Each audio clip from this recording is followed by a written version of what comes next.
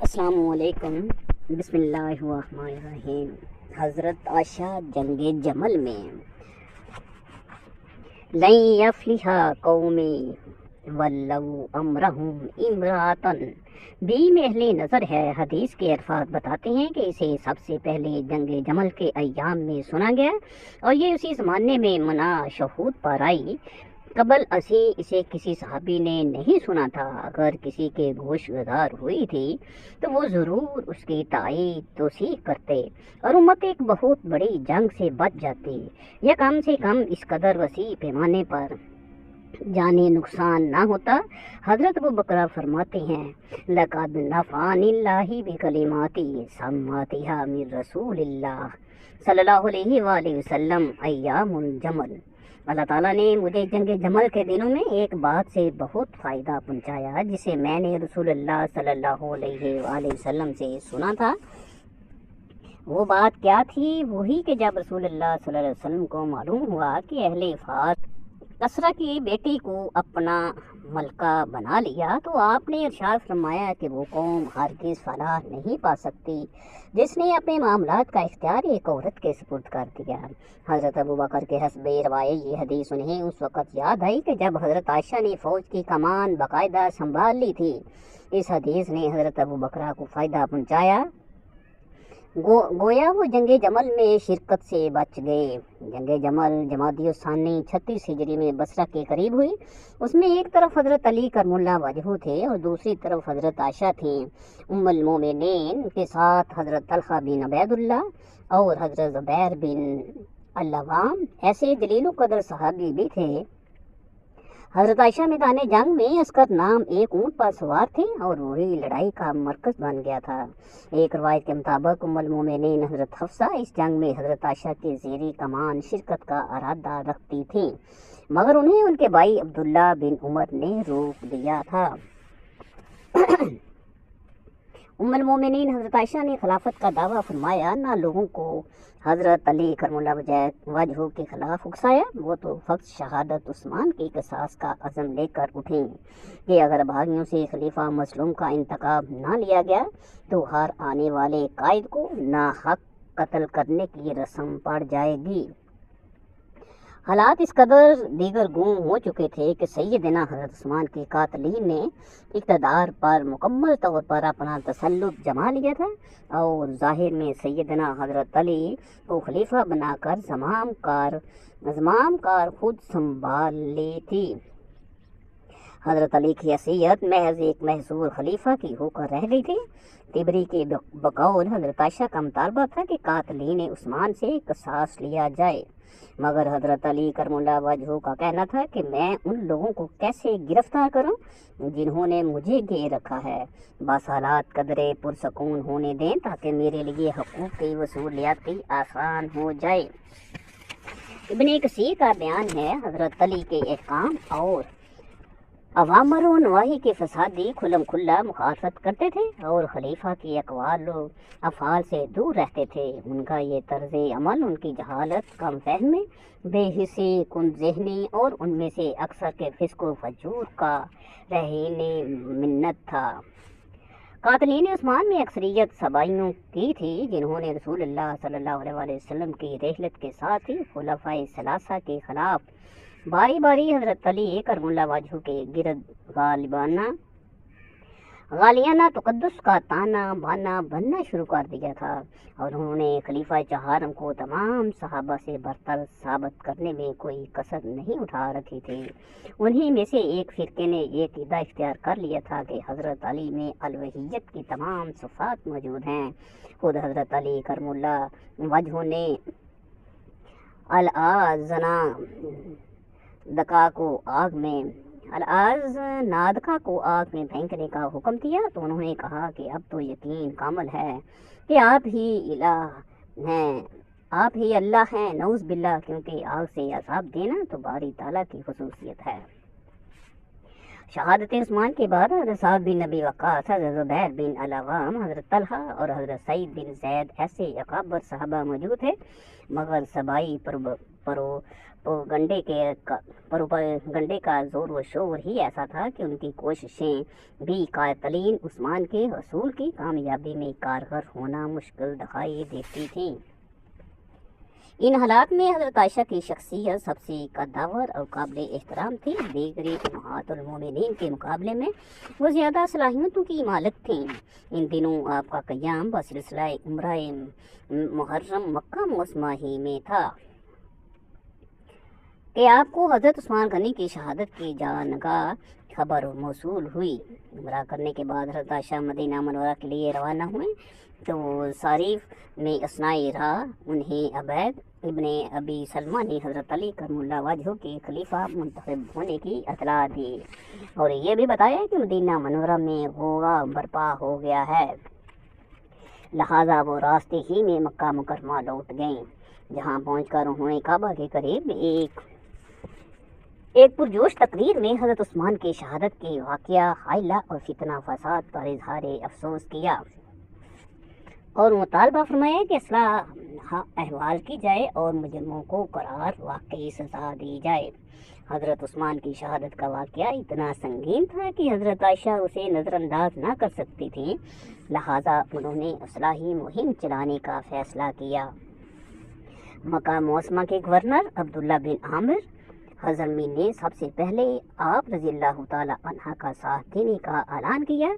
फिर आमल बसरा अब्दुल्ला बिन आमिर और आमल यमन याली बिन मंबे के अलावा मरवान बिन हकम और कई दूसरे सरकर्दार लोग भी शरीक हो गए। हज़रत आयशा ने बसरा पहुंचकर तकरीर फरमाई और कहा, मुख्तलिफ कबाइल के सोच पसंदों और फितना परदाजों ने नबी अकरम सल्लल्लाहु अलैहि वसल्लम के मुक़द्दस शहर पर हमला किया, वहाँ बिदतें ईजाद की और बिदत तराजों को इसमें पनाह देकर अल्लाह और अल्लाह के रसूल की लानत के मुस्तहिक बने। उसके साथ हमामुल मुस्लिमीन हज़रत उस्मान के खून ना हक के मुर्तकिब हुए।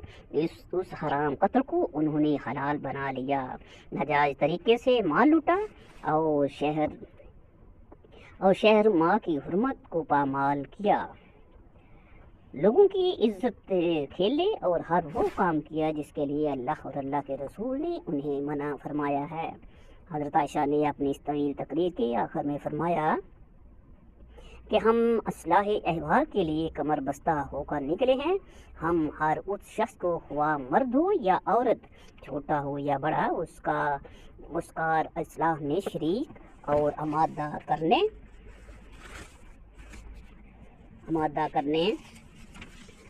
की कोशिश करेंगे जिसका हुक्म हमें अल्लाह और अल्लाह के रसूल ने दिया है। बेशक अल्लाह ताला हमें मारूफ का हुक्म देता है और मुनकर से मना करता है। जंग जमल के वाक़या की तफसीर बहुत तवील है, ताहम मौरखीन ने इस तरफ वाज़ेह इशारा किया है कि जवादी उस्मान ने 36 हिजरी के वसत से पहले बसरे पर हज़रत आयशा के हामियों का कब्जा हो चुका था और उस अरसे में हज़रत अली बसरा के मज़ाफ़ात में पहुंच चुके थे। फरीकैन में मुसालहत की गुफ्तगू जारी थी और बकौल इब्नुल असीर हर शख्स को समझौते का यकीन था, मगर मुनाफिकीन और कातिलीन उस्मान की शरारत से लड़ाई शुरू हो गई। हज़रत आयशा के ज़ेर कमान 30,000 और हज़रत अली करमुल्लाह वजहू की फ़ौज में 20,000 सिपाही थे। लड़ाई सुबह से शाम तक जारी रही और हैरत ये है कि मुतहारिब ग्रोहों में दोनों तरफ एक ही कबीले और बाज़ औक़ात एक ही ख़ानदान के लोग बहाम लड़ रहे थे। हज़रत आयशा मुहम्मिल में ऊँट पर सवार थी, जिसके साथ पोश को लोहे की चादरों से मजबूत बना दिया गया था। ऊँट की हिफाजत एक किस्म की ज़ीरा बागुतरे से की गई थी। लड़ाई के इख्तिताम तक मुहम्मिल में इस कदर तीर लग चुके थे कि वो हर पुष्ट दिखाई देता था। हज़रत आयशा को कोई तीर न लगा, उन्हें बाजू पर खराश आई। मुहम्मिल के मुखालफीन कुरानी आयात पढ़ते हुए यके बाद दीगरे आते रहे और जख्मी शहीद होकर गिरते रहे। इस जंग में हज़रत तलहा एक तीर लगने से शहीद हो गए। हज़रत ज़ुबैर हज़रत अली करमुल्लाह वजह से गुफ्तगू करने के बाद मैदान जंग छोड़कर जा रहे थे कि बनु तमीम के बाद अफराद ने उनका तवाक़ुफ़ किया और एक सुनसान जगह पर उन्हें भी शहीद कर डाला। मौरखीन ने यह सराहत भी कर दी है कि जंग से कबल हज़रत अली तलहा और ज़ुबैर के दरमियान मुसालहती बातचीत किसी फैसले कुन नतीजे पर पहुंच गई थी और अगले रोज़ सुलहनामा लिखा जाने वाला था कि रात को सबाइयों और बलवाइयों ने बाहम साजिश करके अहले जमल पर मुंह अंधेरे हमला कर डाला। दोनों तरफ के कायदीन असल हकीकत से बेखबर रहे। हर एक का ख्याल था कि लड़ाई की इब्तदा फरीक मुखालफत की तरफ से हुई है। हज़रत अब्दुल्ला बिन ज़ुबैर के जिस्म पर 72 ज़ख्म आए। हज़रत अली करमुल्लाह वजह ने इस हकीकत को भांप लिया था कि जब तक जान सारान अस्लाम को हज़रत आयशा का और नजर आता रहेगा जंग जारी रहेगी। तब एक शख्स ने मौका पाकर ऊंट के पांव पर तलवार मारी और ऊंट चिल्लाकर सीने के बल बैठ गया। इस तरह लड़ाई ख़त्म हो गई। जंग जमल में हज़रत आयशा की अस्करी क़यादत और कमान की बदौलत बाज़ लोग उनके उस करतार को तस्लीम करते हैं, मगर एक तबका उस वक़्त भी मौजूद था जिसने उम्मुल मोमिनीन की इस इक़दाम को पसंद न किया और उसमें हज़रत अली के बाज़ मुखलिस हामी भी शामिल थे, लेकिन अक्सरियत इन बलवाइयों और सबाइयों की थी जो हज़रत उस्मान के कत्ल में मुलव्वस थे। उसी तबके के लोगों ने एक तरफ तो हज़रत अबू बकर वाली हदीस को खूब उछाला और दूसरी तरफ ये तासुर आम करने की कोशिश की। एक आदमी ने उस्मान की क़सास का मुतालबा करके हज़रत आयशा ने संगीन गलती फरमाई है जिसका उम्मुल मोमिनीन को खुद भी एहसास था। इसी तबके ने हज़रत अली को फातिहा बरहक साबित किया और उनका मकसद हज़रत आयशा को हसीमत खुदा और जंग जमल में उनकी शिरकत को बातिल ठहराना था। ये सिलसिला बाद तक जारी रहा, यहाँ तक कि इस किस्म की रवायात को तारीख़ इस्लाम में नुमायाँ किया जाने लगा कि हज़रत उम्मे सलमा और बाज़ दूसरे सहाबा ने हज़रत आयशा को उनके उस इक़दाम से बाज रखने की सही की थी। हज़रत उम्मे सलमा के एक मकतूब का हवाला अक्सर मौरखीन कर देते हैं जिसका माखूज़ इब्ने कतीबा और इब्ने अब्दर ऐसे शिया मुअल्लिफ़ीन की गैर मुस्तनद किताबें हैं। इन मुअल्लिफ़ीन के बयान के मुताबिक हज़रत उम्मे सलमा ने जंग जमल के मौका पर हज़रत आयशा को एक तवील ख़त लिखा और आगाह किया कि दीन का सतून गिरने लगे तो औरतें उसे खड़ा नहीं कर सकती और अगर उसमें शिगाह पड़ जाए तो औरतों के बस में नहीं कि इसे भर दें। औरतों में जहाद की अहलियत होती तो हुज़ूर सल्लल्लाहु अलैहि वसल्लम लाज़मन आपको जहाद की वसीयत कर जाते। ज़रा सोचिए, आपके दामन को कुरान ने समेट दिया है, आप उसे फैलाइए नहीं। और क्या आपको याद नहीं कि हुज़ूर सल्लल्लाहु अलैहि वसल्लम ने आपको दीन में अफरात बरतने से रोका है। हुज़ूर सल्लल्लाहु अलैहि वसल्लम आपको इस तरह किसी सहरा में एक घाट से दूसरे घाट की तरफ ऊन दौड़ाते हुए देख लेते तो आप उन्हें क्या जवाब देती? कल आपको हुज़ूर सल्लल्लाहु अलैहि वसल्लम के सामने हाजिर होना है और हाल ये है कि आपने अल्लाह के डाले हुए पर्दे को चाक कर दिया और उसके अहद को तोड़ चुकी हो। आपने जो कुछ किया अगर मुझसे सरसद होता तो कसम खुदा की मुझे जन्नत में जाते हुए भी नदामत होती। लिहाजा मेरी गुजारिश है कि आप हुज़ूर सल्लल्लाहु अलैहि वसल्लम के कायम करदा पर्दे को अपना सतर और घर के सहन को अपना किला बनाएं। आप हकीकत में उम्मत के खैर ख्वाह उसी वक़्त होंगे जब आप लोगों की मदद के लिए मैदान जंग की बजाय घर में रहें। अगर मैं आपको वो हदीस सुनाऊं जो मैंने हुज़ूर सल्लल्लाहु अलैहि वसल्लम से सुनी है तो यकीन है कि मुझे सांप की तरह डसने के लिए दौड़ेंगी। इस ख़त का मतन और इसकी सौंद अगरचे मशकूक और नाकाबिले एतबार है, ताहम उससे वाज़िह होता है कि इस किस्म के प्रोपेगेंडे का मकसद उसके सिवा कुछ और न था कि हज़रत आयशा के ख़िलाफ़ करदार कशी की मुहिम चलाई जाए। इब्ने कतीबा का दावा है कि हज़रत अब्दुल्ला बिन उमर ने जंग जमल के मौके पर फरमाया था कि बैतुहा खैरुम मिन हुआ, खैर मिन हौदजिहा, यानी हज़रत आयशा का घर उनके हवज से बेहतर था। बसरा के एक मशहूर सहाबी हज़रत जारिया बिन कदामा ने हज़रत आयशा से अर्ज़ की थी कि आपके खरूज के मामले में हमारे नज़दीक हज़रत उस्मान की शहादत बहुत हल्की है। अल्लाह ने आपकी हुर्मत कायम की थी और आपको पर्दे का पाबंद किया था, लेकिन आपने इस पर्दे को चाक और इस हुर्मत को पामाल कर दिया। जो आदमी आपसे जंग जायज़ समझता है वो गोया आपके कत्ल को भी नौज़ बिल्ला जायज़ समझता है। तिबरी और इब्नुल असीर दोनों ने लिखा है कि हज़रत आयशा जब अपनी मुहिम के दौरान बसरे पहुंची तो उन्होंने ज़ैद बिन सुहान को अपनी औलाद खालिद से खिताब करके ख़त लिखा और उसे हज़रत अली की हमायत से बास रहने की तलकीन की। ये ख़त पढ़कर ज़ैद बिन सुहान ने कहा कि अल्लाह उम्मुल मोमिनीन पर रहम फरमाए, उन्हें घर में रहने और हमें बाहर निकलकर जहाद करने का हुक्म दिया गया था, लेकिन जिस अमर की वो पाबंद है खुद तो वो उससे आज़ाद हो गई और हमसे उसकी पाबंदी कराना चाहती हैं। फिर इब्ने सुहान ने ख़त के जवाब में लिखा, यकीनन मैं आपकी औलाद खालिस हूँ, यकीनन मैं आपकी औलाद ख़ास हूँ और आप मेरी माँ हैं, बशर्ते कि आप इस साई और जुहद से किनारा कश हो जाएं और घर लौट जाएं, वरना आपको छोड़ने वाला मैं पहला शख्स हूँगा।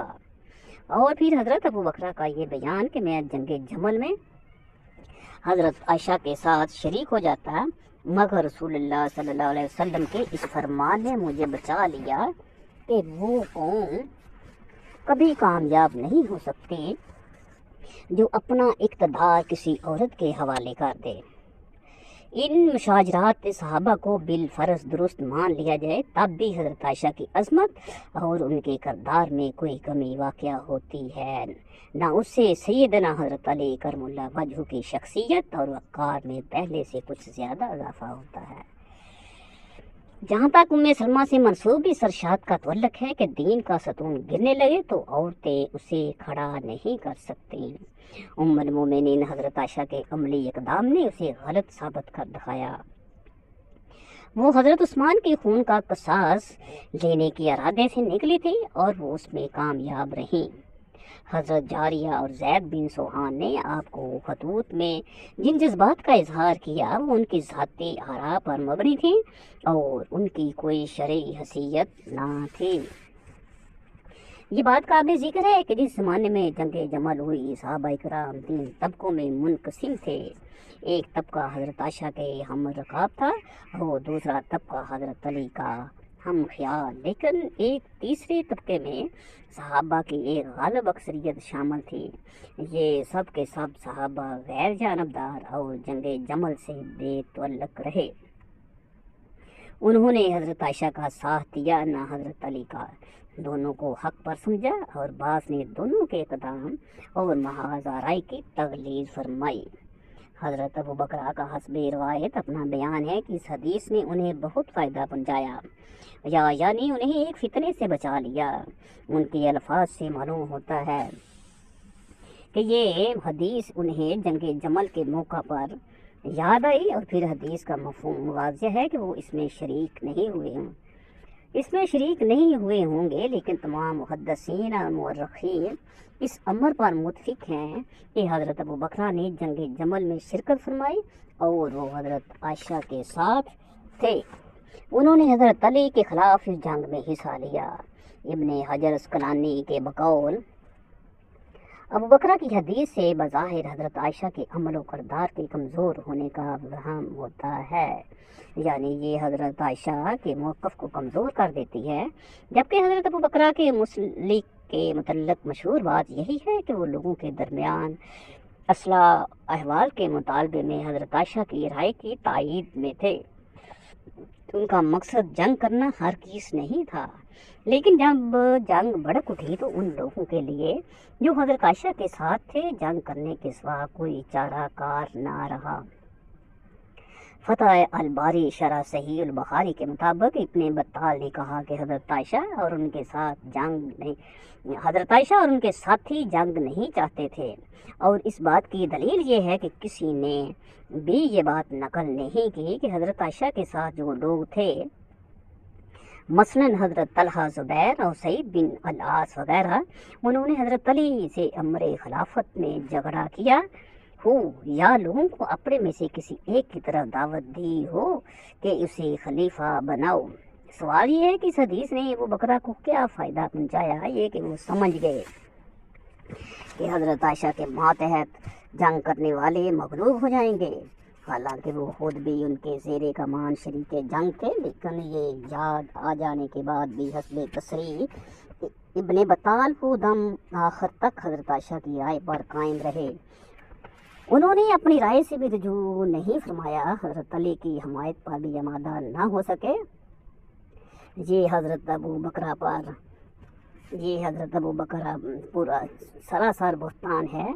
ये हज़रत अबू बकर पर सरासर बुहतान है कि वो इरशाद नबवी याद आ जाने के बावजूद अपनी राय पर कायम रही और उसे रजू ना फरमाई। इसलिए बिलाशुबा कहा जा सकता है कि जिसने ये रवायत वज़ा की उसने एक तरफ तो हज़रत आयशा की पोजीशन को कमज़ोर करने की कोशिश की, दूसरी तरफ हज़रत अबू बकरा पर एक बहुत बड़ा इत्तहाम लगाया।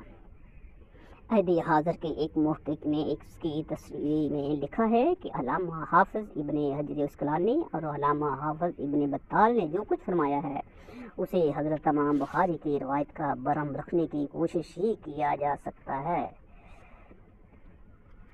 उसे हज़रत इमाम बुखारी की रवायत का बरम रखने की कोशिश ही कहा जा सकता है कि वो इस रवायत के नताइज व अवाक़िब पर गौर नहीं फरमा सके।